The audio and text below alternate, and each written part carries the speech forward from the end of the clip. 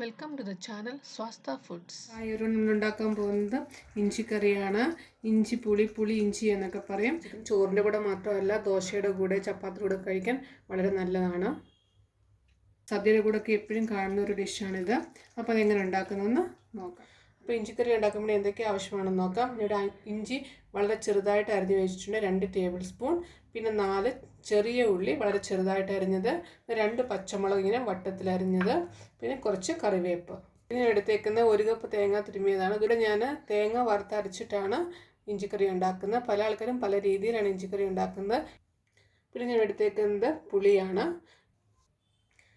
ഇത് കുറച്ച് വെള്ളം ഒഴിച്ച് വെക്കാം.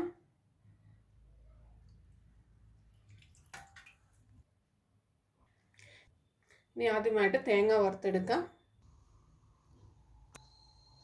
അപ്പം തേങ്ങ വറുക്കാൻ വേണ്ടി ഒരു പാൻ വെക്കുക. പാൻ ചൂടായി കഴിയുമ്പം 1 ടേബിൾ സ്പൂൺ വെളിച്ചെണ്ണ ഒഴിച്ചു കൊടുക്കുക. ഇനി നമ്മൾ എടുത്ത് വെച്ച് തേങ്ങ ഇട്ട് കൊടുക്കാം.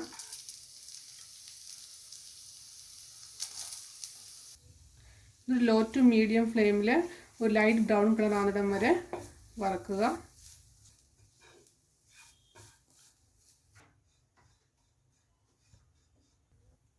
കണ്ടിന്യൂസ് ഇളക്കിക്കൊണ്ടിരിക്കണം. പിന്നെ ഇവിടെ കാണാം തേങ്ങയുടെ കളറൊക്കെ നല്ല ലൈറ്റ് ബ്രൗൺ കളറായിട്ടുണ്ട്. ഇത് 15-20 മിനിറ്റ് എടുക്കും ഇതിൻ്റെ കളർ ഇങ്ങനെ ബ്രൗൺ കളറാകാൻ. അപ്പം നിങ്ങൾക്ക് കാണാം തേങ്ങ നല്ല ബ്രൗൺ കളറായിട്ടുണ്ട്, നല്ല മണമൊക്കെ വരുന്നുണ്ട്. ഇനിയും ലോ ഫ്ലെയിമിൽ വെക്കുക.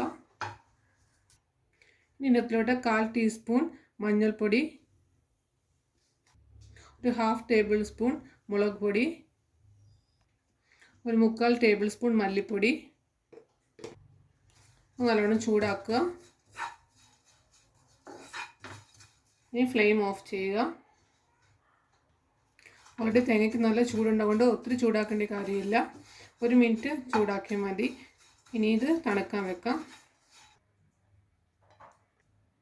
തേങ്ങ നല്ലോണം തണുത്ത ശേഷം ഒരു മിക്സിയുടെ ജാറിലിട്ട് അരച്ചെടുക്കാം. കുറച്ച് വെള്ളം ഒഴിച്ച് അരച്ചെടുക്കാം.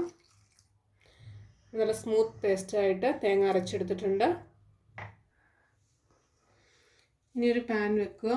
പാൻ ചൂടായി കഴിയുമ്പോൾ 2 ടേബിൾ സ്പൂൺ വെളിച്ചെണ്ണ ഒഴിച്ചു കൊടുക്കുക. എണ്ണ ചൂടായി കഴിയുമ്പോൾ 1/2 ടീസ്പൂൺ കടുക് ഇട്ട് കൊടുക്കുക.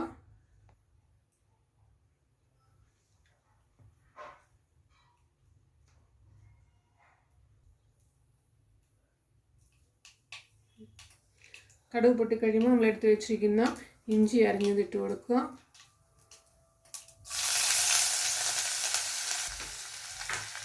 ഒന്ന് ഇളക്കുക.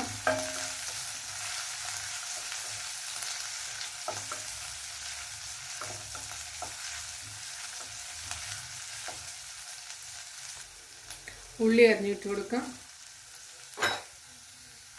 പച്ചമുളക് അരിഞ്ഞത്, കറിവേപ്പ്, ഒരു ലൈറ്റ് ബ്രൗൺ കളർ ആവുന്നിടം വരെ നല്ലോണം ചൂടാക്കുക.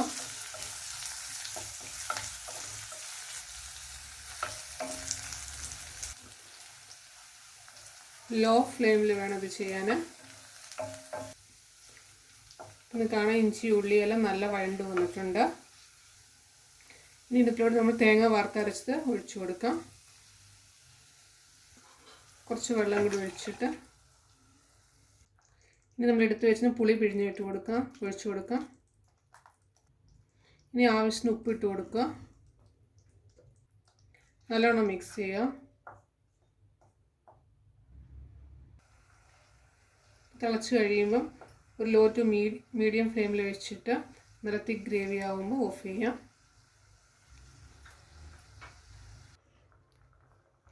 അടച്ച് വെക്കാം. ഇനി നമുക്ക് ഓപ്പൺ ചെയ്യാം. അപ്പം നിങ്ങൾക്ക് കാണാം സൂപ്പർ ടേസ്റ്റ് ആയിട്ടുള്ള ഇഞ്ചിക്കറിയുടെ റെഡി ആയിട്ടുണ്ട്. ഗ്യാസ് ഓഫ് ചെയ്യാം. തണുത്ത് കഴിയുമ്പോൾ നമുക്കൊരു ബൗളിലോട്ട് മാറ്റാം.